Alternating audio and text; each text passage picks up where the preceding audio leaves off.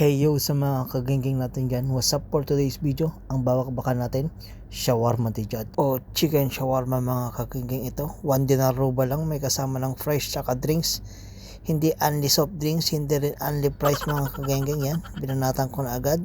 Dito nga pala yung shop na to mga kagengging sa Avenue Space 4. Malapit lang sa shop namin. Siyempre kapag unang kagat dapat sinasawsaw yan mga kagengging. Napaka-solid niyan mga kagengging yan. Makita nyo naman.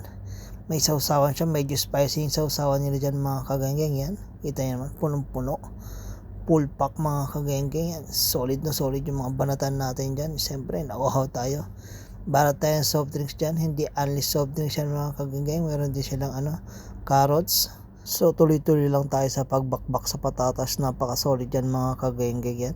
May sausawan siya. Medyo may kagat yung sausawan dyan mga kagengging. Medyo manghang yan. Solid na solid yan. Dinaruba lang yan mga kagengging yan. Lingon-lingon tayo. Baka may nakatingin dyan mga kagengging. So marami rin kumakain dito mga kagengging. Yung mga staff din ng mga iba't ibang shop dito. Dito rin nagme-merienda mga kagengging. Mura na mga kagengging. Tapos marami pa. Masarap pa mga kagengging. Solid na solid. So sa mga naghahanap dyan ng murang meriendahan sa Avenues mga kagengging, comment down below lang kayo at ituturo ko sa inyo mga kagengging kung saan yung secret place na to. Quality yung foods mga kagengging. Napaka solid. Napakamura mga kagengging. Pasok na pasok to sa panlasa niya mga kagengging. Pasok din sa budget.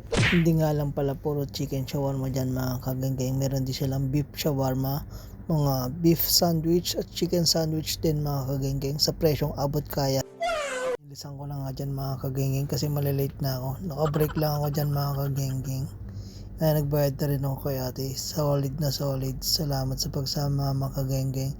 Ito nga pala yung binaklas ko yan. Sa susunod na mukbang ulit natin mga kagengging.